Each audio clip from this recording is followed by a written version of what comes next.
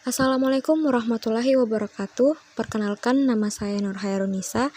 Baik, pada video kali ini saya akan mencoba menjelaskan mengenai tutorial ArcGIS, yaitu membuat peta curah hujan dengan menggunakan data BMKG dengan metode Thiessen dan IDW.